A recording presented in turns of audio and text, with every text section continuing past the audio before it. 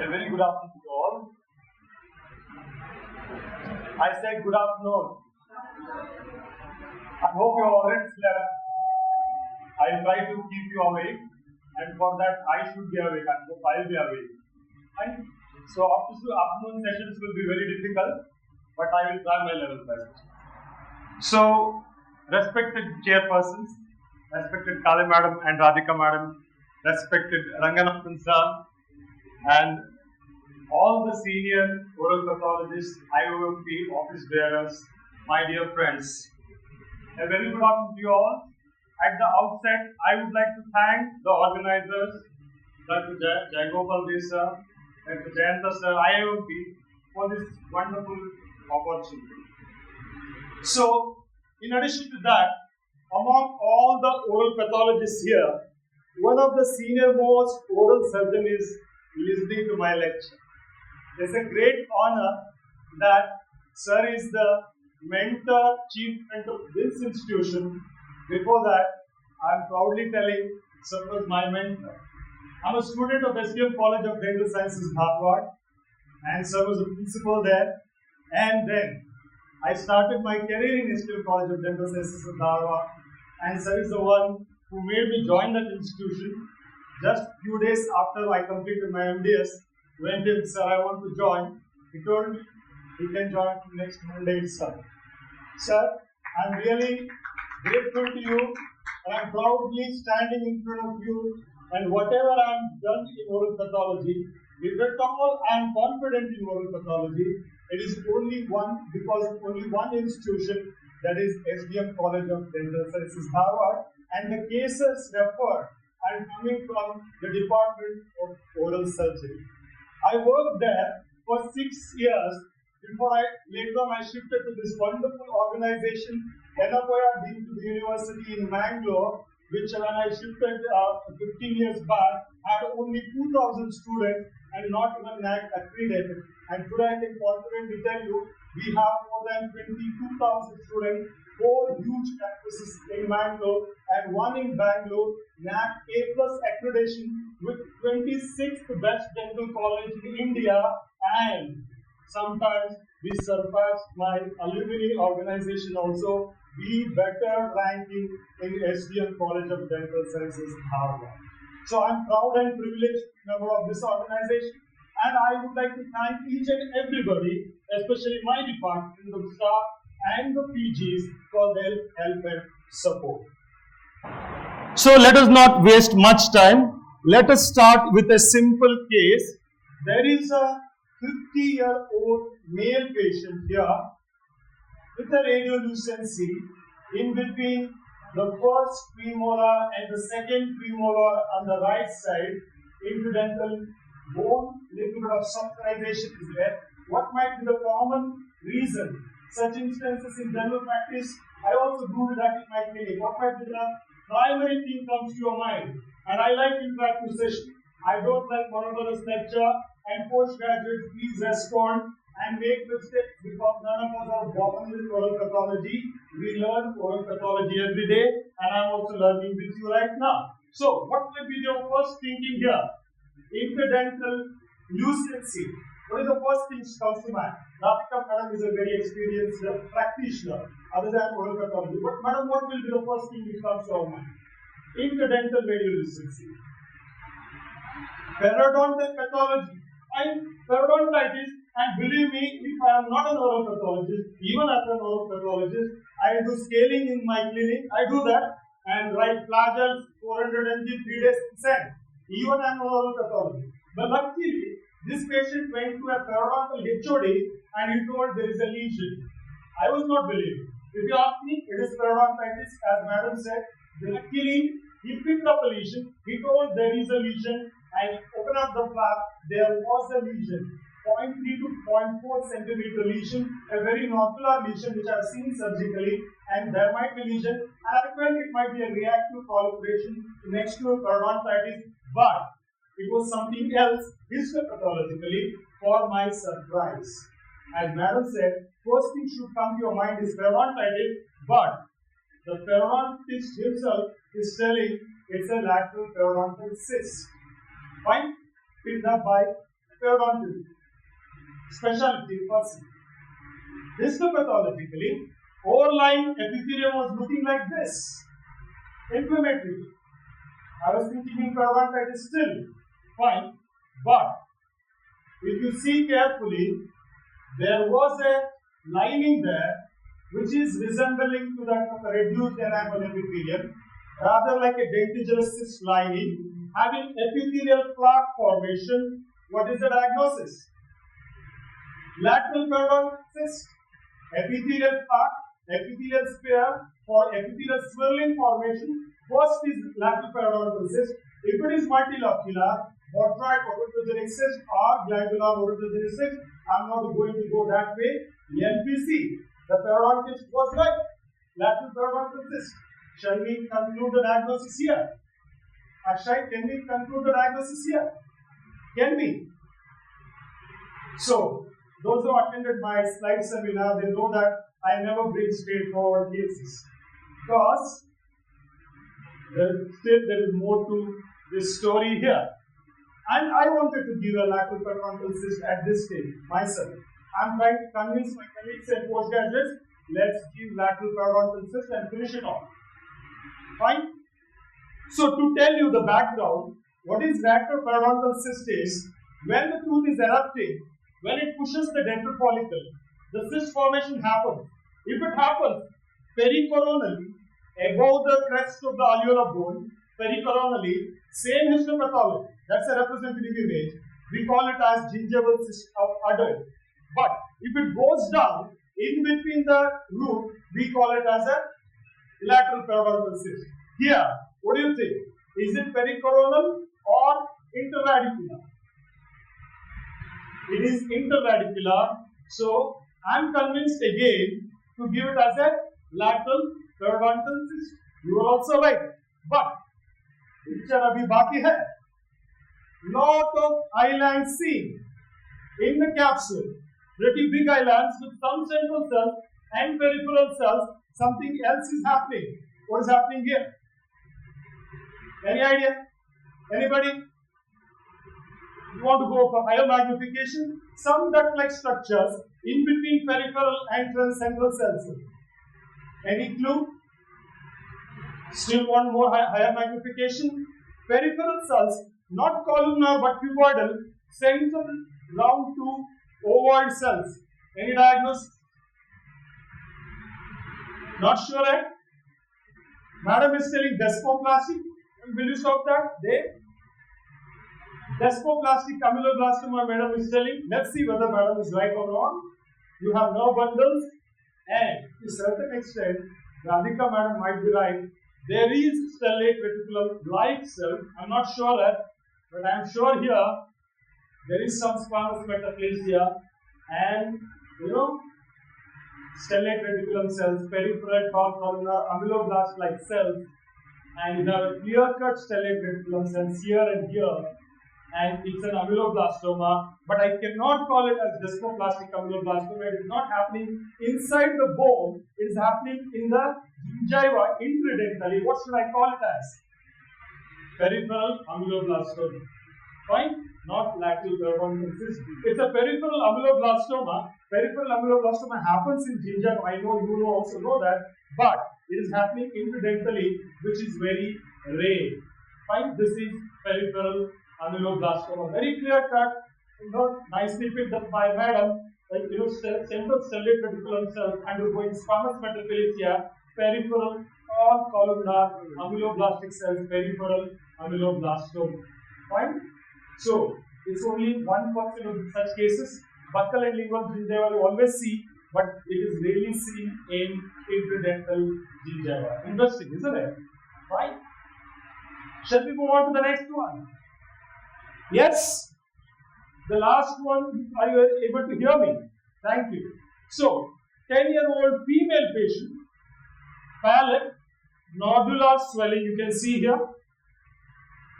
Nodular swelling with some papules. This is a very complex case. I want your attention here. It's a nodular swelling with some papules. Fine? 10-year-old female patient. What might be the diagnosis? Louder, please. Very good. Mucoepidermoid carcinoma, it was a bit ulcerated also. Any palatal lesion, if it is ulcerated, first thing should come to your mind is mucoepidermoid carcinoma. Take an X-ray whether bone involvement is not there. Because she told mucoepidermoid carcinoma, I want to tell her there is no bone involvement. Other than some impinging, but very good diagnosis by MEC. That was my diagnosis also. Fine. But something else is happening. Can you see the lesion? What is the pattern here? It is rather than papillary growth pattern, right? It is not ulcerated as such. Papillary growth pattern. Multiple papules with the central core of connective tissue going in between each papules. What is the diagnosis? Papilloma. Fine. Papilloma with the nodular lesions. And what else is happening? What else is there? Clear cells is there. Have you heard of clear cell papilloma? Have you heard? I have not heard. I have not heard. Clear cells can be seen in papilloma. Only few of them, they are called as poilocytes. Poilocytes cannot be this much plenty. I have not seen any case of clear cell papilloma. And when I went into the literature, clear cell papilloma happens not only in the oral cavity, it happens in the cervical mucosa. Then why here? I want to see further. Multiple clear cells. Along with them, she was right. She was thinking in the right direction. What is this? The cells mimicking epidermoid cells, squamoid cells. Can we give it as mucoepidermoid carcinoma? My diagnosis is MAC. I was adamant on the diagnosis. This is a case came to me for a referral, second opinion. I get a lot of cases thanks to all the oral pathologists who send cases to me. This is the referral case. I was adamant it is mucoepidermoid carcinoma. And I told them, do the next investigation. What is the next investigation? Pass and music carbon. Right? Pass and music carbon. See the number of clear cells. Have you seen papilloma with so many clear cells? No, never. It happens only in cervical mucosa. See that. The papillary nodular growth with plenty of clear cells. Have you seen a squamous papilloma with so many clear cells? Never. Fine. See here. So I was adamant again and again telling, believe me, I have called more than 20 times. It is MEC. And the call from this, they are not agreeing with it because, and there was some secretion which is not basophilic. It is eosinophilic rather. It is not looking like the mucin pooling there. It is eosinophilic. I asked them mucicarbine and pass. Answer is negative. All the mucicarbine and pass, answer is negative. They went for, your diagnosis is right. They went for P63. What is P63? P63 is a salivary gland marker. But Deepak, P63 will say positivity for MEC. Yeah? No. No. P63 is a myoepithelial marker. There is no involvement of myoepithelial cell in MEC. Never. Myoepithelial cell never contributes to MEC. P63, if it is negative also, I cannot rule out salivary gland origin here. What I have to do? I have to do cytokeratin 5 and 6. That is also done. That is also negative. Finally, the salivary gland origin is ruled out. All the secretion mucicarbine negative, pass negative. Finally, the general pathologist concluded it as it is a papilloma with a clear cell predominant, which I came across first. And I told my colleague over there, please publish it because it's a counterpart. Similar lesion happens in the cervical mucosa. Very aggressive it is. I have not heard, I have not read any papilloma with so many clear cells. And finally, it is concluded as squamous cell papilloma with clear cells. Fine. I'm still doubtful about this entity. And if you come to know something about this, please call me. I'll give you the phone number later. Fine. So this is a common entity happening in cervical mucosa, very rarely in oral cavity. Fine. Shall we proceed to the next case? Yes. Fine. 35-year-old female patient, 1 month duration, very bad ulceroproliferative growth. There is no history of habit. Any habit history is not there. First impression. What is your diagnosis? Yes. Yes? Fungal infection, very good point. There is no immunocompromised state here. Very good point. Anything else? Akshay.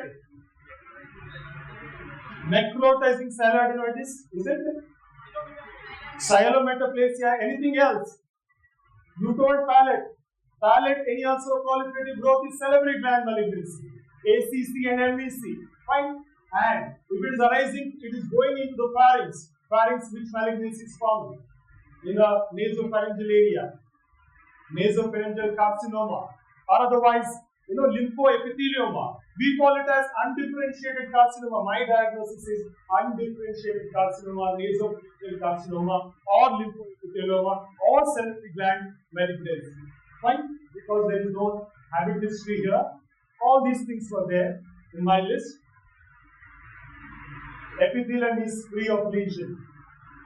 There is no chance it is arising from the epithelium. No way it is squamous cell carcinoma at this stage. The lesion is somewhere else here. Round to ovoid cells. It is becoming basophilic, biphasic.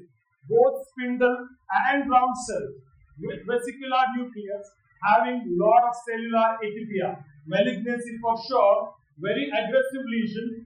And you have duct-like patterns.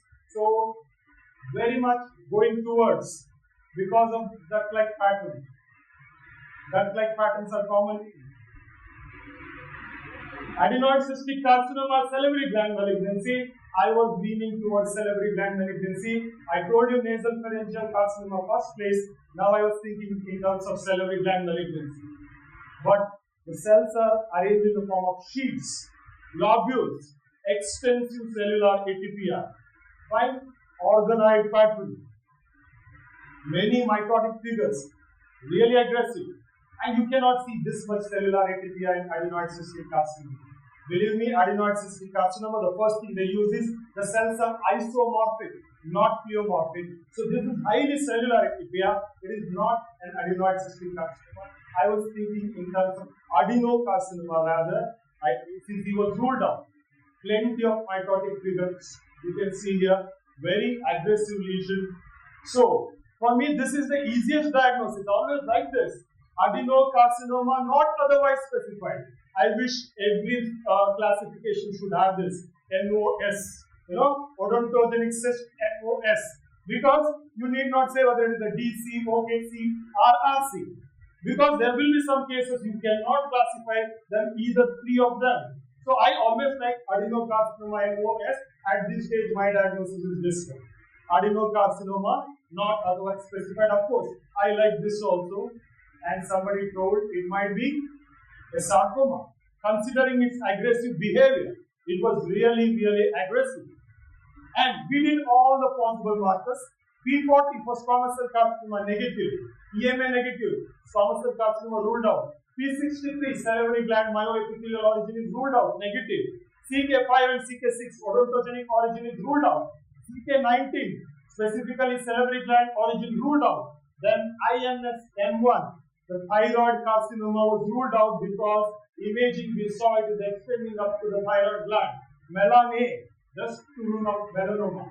Everything was negative. By this time, by the time we did all these things, we lost patient also. Patient went to a higher cancer center and they did the further investigation.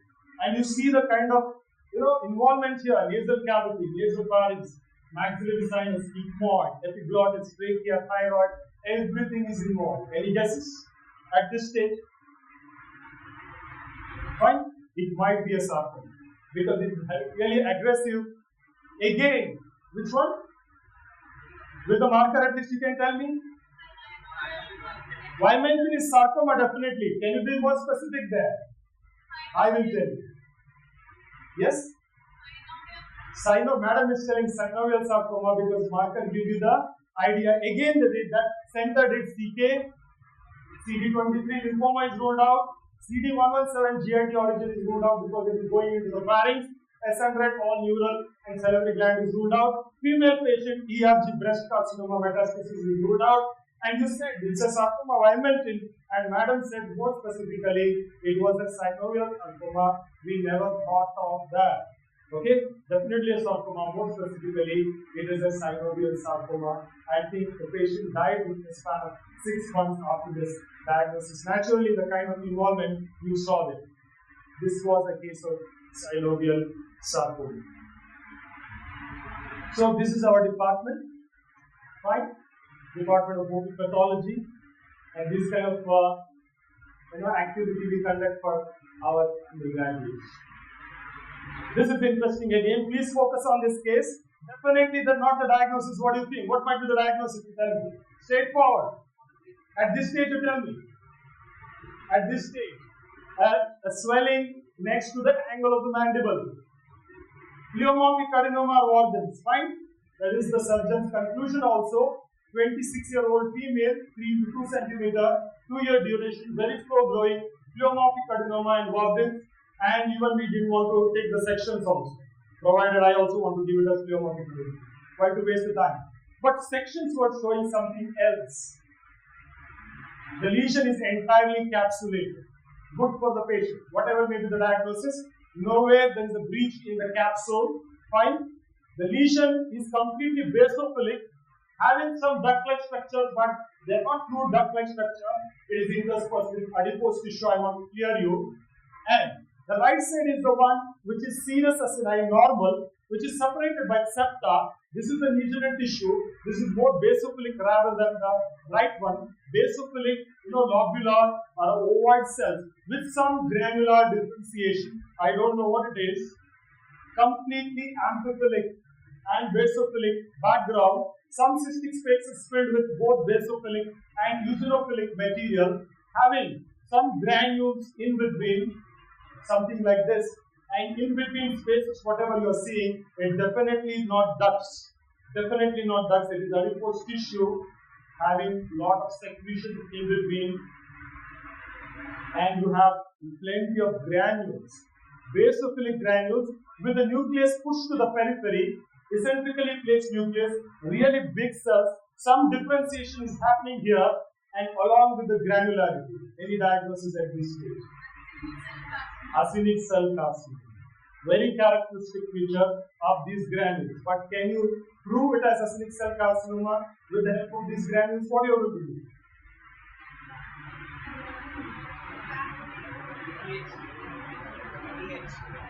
to do? Need not require. You have to do, pass with diastase resistant. Right? So you have plenty of granularity. So before that, I want to tell you, they had done FNAC.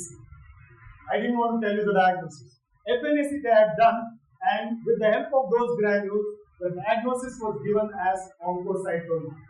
Fine. I want to tell you the difference between the granularity. This is not the case. It is just a representative image. The granules in oncocytoma will be eosinophilic. It is basically degenerated mitochondria. Here, the granule is basophilic. That is eosinophilic in oncocytoma. Granules in acinic cell carcinoma is basophilic, and it is, diastase resistant fast positivity. And they, in between, they thought basal cell adenoma also. But you should remember, in basal cell adenoma, in addition to the basaloid cell, you will have thick basement membrane-like material, hyalinized eosinophilic material in between the tumor cells. So this is not a case of basal cell adenoma. Rather, it is a case of acinic cell carcinoma. Our picture is not clear, so I took a representative image here. What happens here is, when you put diastase, if it gets digested, that means it is carbohydrate, it is glycogen. If it is not getting digested, if it is diastase resistant, that means it is an amylase. It's the protein, not a carbohydrate, a definitive diagnosis of acinic cell carcinoma. So this is the case of acinic cell carcinoma because of the granules. The new generation doesn't like special stain. They want to pour IHC markers on every slide. For them, you have some markers of if at all you want. But if you ask me, you need not go for IHC for every case. IHC is very important. I am not denying that. But please do diastase resistant fast positivity before jumping to dog 1 and fox 10. This is something complex again. Fine. Please focus on this case. 70-year-old male patient, 2 weeks of duration, there is purulent discharge and also a proliferative growth on the left side of the corner of the mouth. And 7 years before, excision is done in the same area for squamous cell carcinoma. It's an acute purulent discharge, very bad state. Surgeon never wanted to wait. He just excised the whole thing. He never took incisional biopsy and sent it to us, and you see the changes. Definitely, he thought in terms of the recurrence and of course lot of purulent discharge. So infection, he wanted to debride that area, and the skin epithelium there not showing any malignant change, never. The squamous cell carcinoma recurrence is ruled out here. No chance of squamous cell carcinoma, but lot of infection. You have colonies of organisms and lot of necrosis in degenerated areas. Might be infection also. I'm not sure at this stage, but something else is happening. What is this tissue? Carefully observe. It's a skeletal muscle. Fine. Corner of the mouth. Skeletal muscle.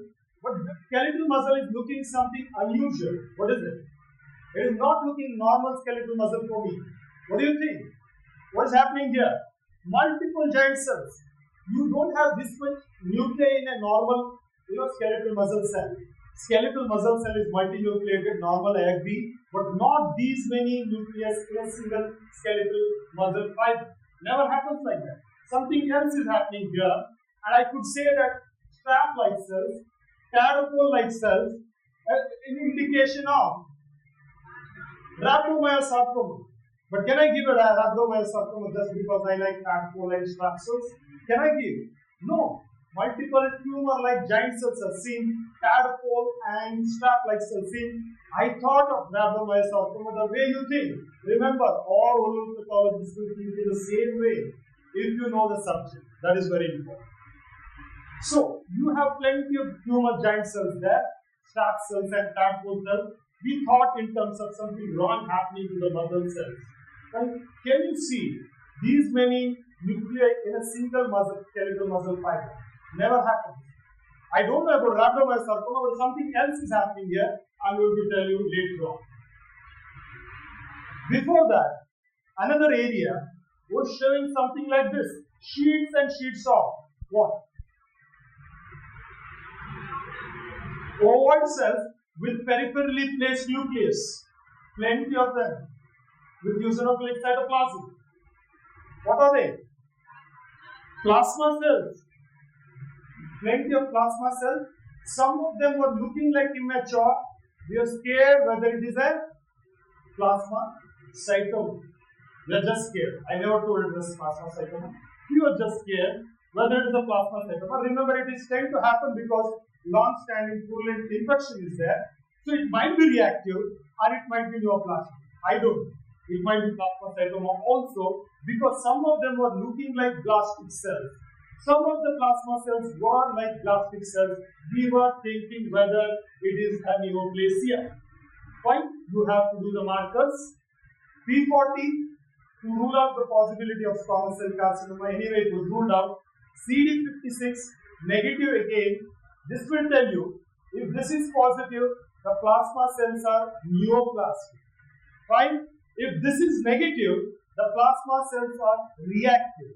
This was negative and it was positive for both kappa and lambda. Remember, if it is only kappa positive, it is monoclonal. Remember, if it is only lambda positive, it is monoclonal. If it is only one among these two positive, then it is plasmacytoma. If both are positive, then it's a mixture of reactive plasmacytosis.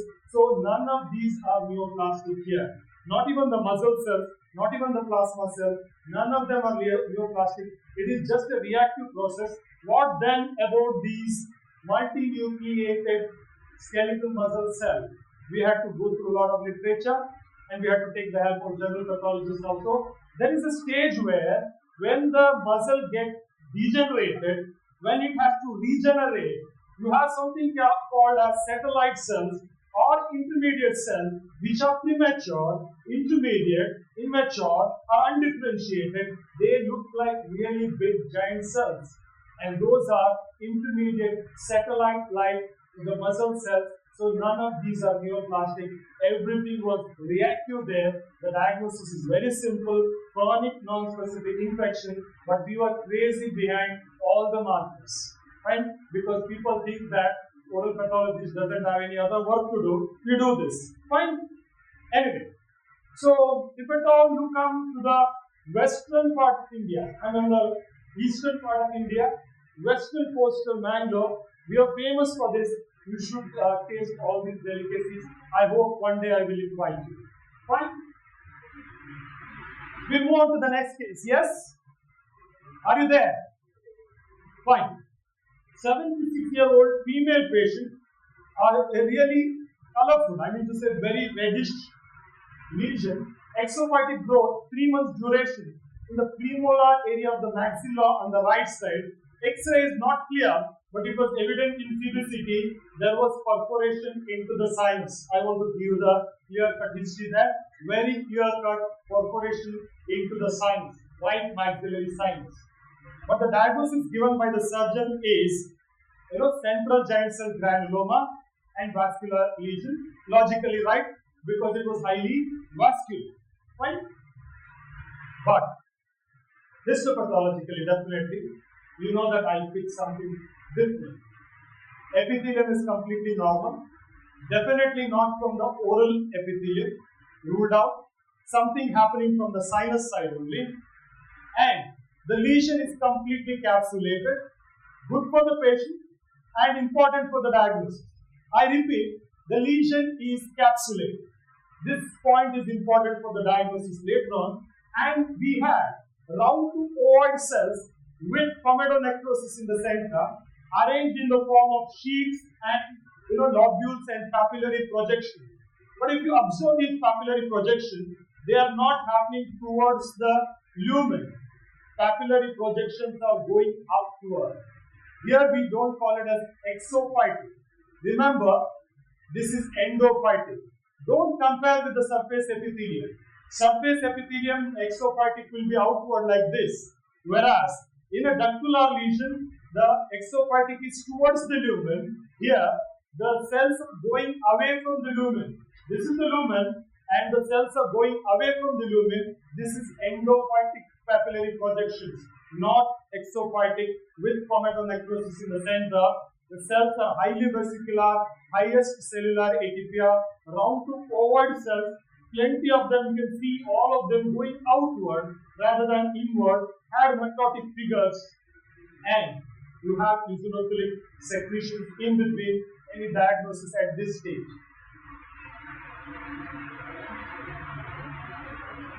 Fine, difficult to diagnose, no problem. You had a lot of hemorrhagic and comedonecrosis area, and you can see a lot of mitotic figures there, plenty of them.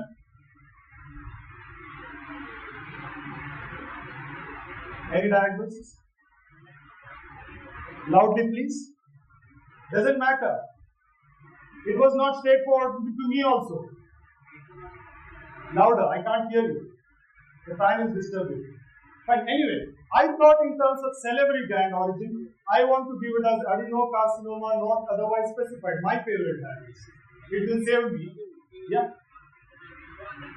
Salivary duct carcinoma, very good diagnosis because lot of comedonecrosis was there. Comedonecrosis commonly happens in salivary duct carcinoma, a very good differential diagnosis. Fine. But salivary, yes, Akshay. Louder. Sinonasal carcinoma, very good diagnosis. Sinonasal, remember, any papillary projection in the sinus, most of the time it will be turning into a squamous cell carcinoma. Malignant potential is high in papillary lesions in squamous cell carcinoma. I mean, in the sinus. It starts with HPV. It starts as a papilloma, but it will turn into a squamous cell carcinoma. Sinonasal carcinoma is a very good diagnosis.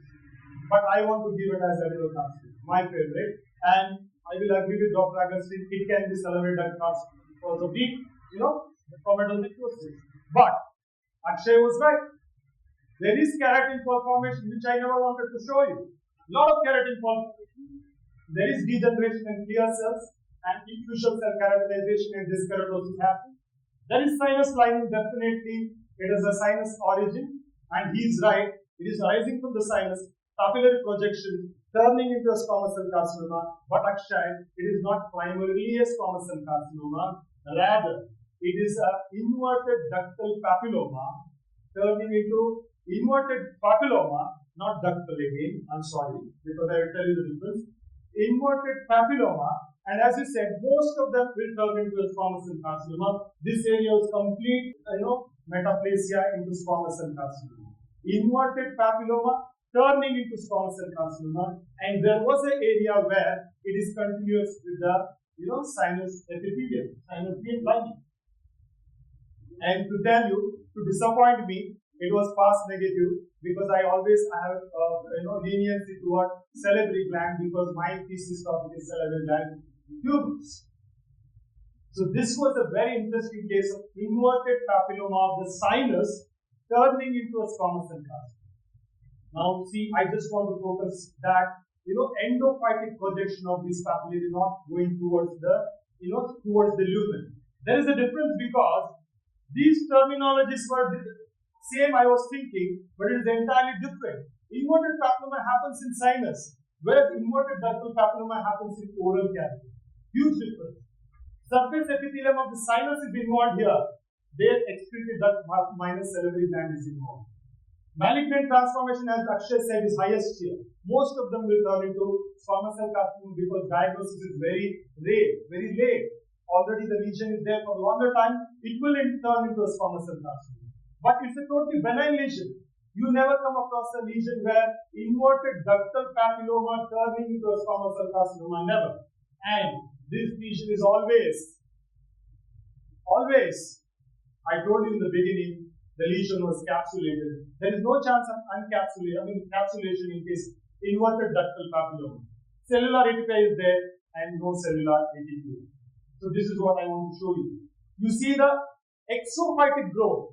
The proliferation of the tumor cells into the lumen is inverted ductal papilloma, salivary gland origin. Whereas endophytic proliferation of this tumor cell is inverted papilloma of sinus origin. That is the difference. And believe me, till I get this case, I used to interchange them.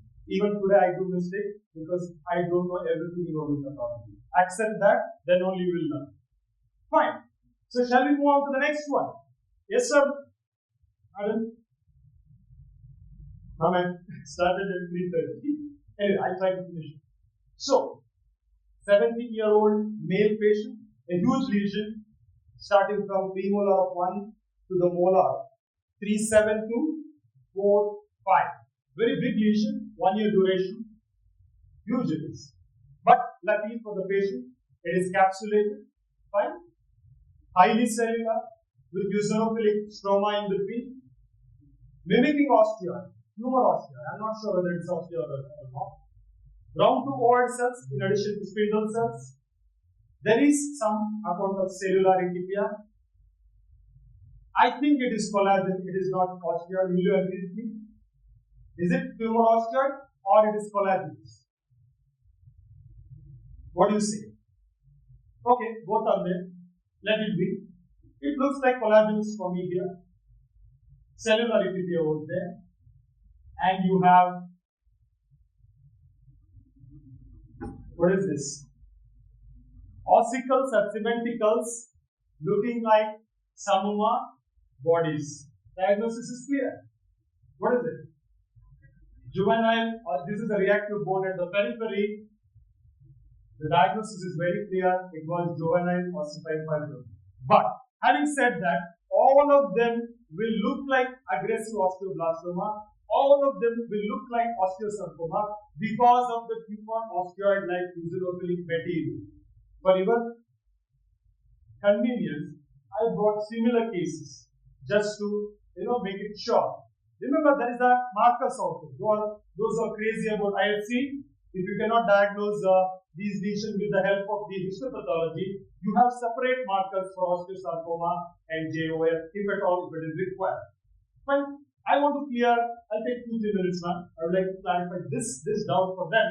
So, there was a mixed opacity and lucency here, somewhere here, in an 11-year-old male patient, 8 months duration.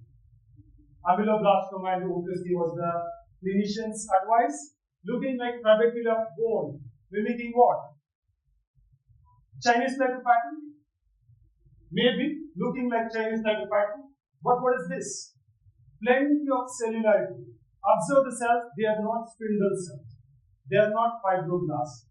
Rather, they are epithelioid cells. They are ovoid cells with the abundant eosinophilic cytoplasm with the nucleus pushed to the periphery. They are not fibroblasts, rather than what they are. They are osteoblasts. These are called as epithelioid osteoblasts. And this lesion is not juvenile ossifying fibroma. Even though you have samoma bodies, it is aggressive osteoblastoma. We call it as epithelioid osteoblastoma. And remember, those epithelioid cells has to be there in the form of sheets. Rather than going in between the tumor osteoid, they will be separately there in the form of sheet. This is the case of epithelioid osteoblastoma. You will get pagetoid like reversal line. It will be there in all the three lesions. You will have giant cell, but it is not osteosarcoma. It is not juvenile ossifying fibroma. Rather, it is epithelioid osteoblastoma, also called as aggressive osteoblastoma. To help you further, I have one more case. This is epithelioid osteoblastoma.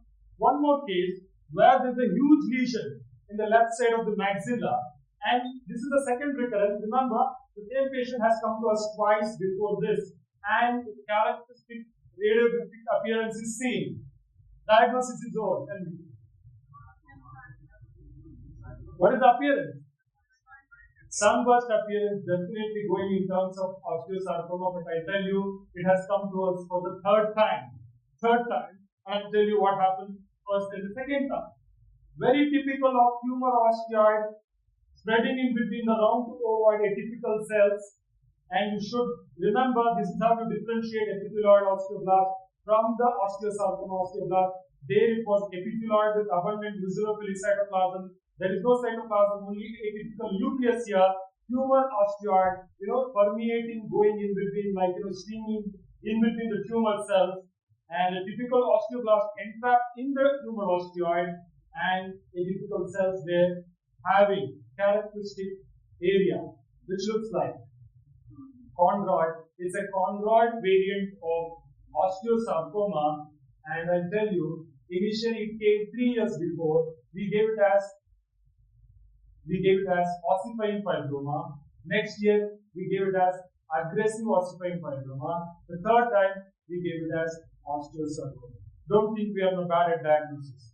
This is going to happen in these fibrosis lesions. Every fibrosis lesion one day will end up in osteosarcoma if you don't intervene. With that note, I would like to thank each and everyone for the patient listening, and I would like to thank the organizers for this wonderful opportunity. Thank you. Thank you very much, Dr. Sudeendra. Your cases were really very interesting. Thank you, ma'am. I don't know whether we have a lot of time to ask to the audience, but I will request Radhika to say a few points which we thought we should ask. Fine, please. Good selection of cases. Actually, it's a nice exposure. Any case is a new learning for all of us also. Thank you, ma'am. But first case we want to refer. So we are from the same school of post-graduation. So we are on similar thoughts. I will be very happy to discuss. Yeah. When you have, bone involvement, there is salt and pepper, as you saw in the bone. You mean the LPC case, no? No, ameloblastoma. That was a lateral. And when you do not have dropping of effect from the surface epithelium, we generally do not give it as peripheral ameloblastoma. Still, we are of the opinion that it is dermoplastic ameloblastoma. But the lesion is not completely intraosseous. Rather, it was one side was opening now. Should I go to that picture? No, even if it is opening, the minute it involves bone, the term peripheral is lost. It can cause saucerization. But if it goes into the bone... No, ma'am, this is still a saucerization. I don't agree with the lucency going into the bone. Anyway, ma'am, end of the day, it's ameloblastoma. We can agree with that. No. See, lot of cases for us also come which go with the provisional diagnosis of things like, fibrous dysphagia because of that salt and pepper appearance of the dropless appearance of the bone. So, most of the time, dermoplastic ameloblastoma is missed treated very conservatively and it comes for recurrence. Ma'am, desmoplasty being so aggressive, being such a small point with Yes. lesion, Yes. I will still disagree, ma'am. We have seen I would like to cases. differ with you, but anyway, that logic and explanation can be accepted at this stage. Yeah, thank Nice. you. Thank Yes. you. Thank you. Next one. Ma'am, anything else? No. Yes. Thank you, sir. I will now request our chairpersons to felicitate our speaker. I would also request Dr. Bhaskar Rao sir to please come up on the stage and join our chairpersons in felicitating our speaker.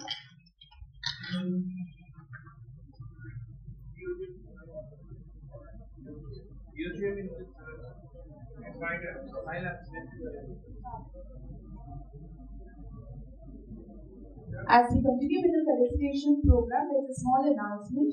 The EOGM is going to commence in the Synapse Hall.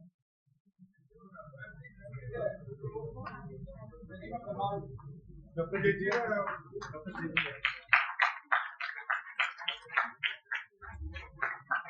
The Synapse is Dr. Jejira Hall, the second floor of the dental school building, that is the main building.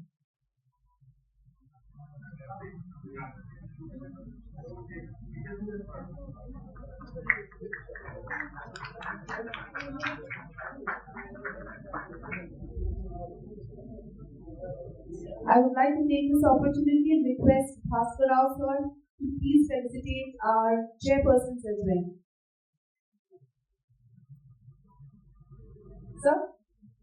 Sir, chairperson, sir, please felicitate them.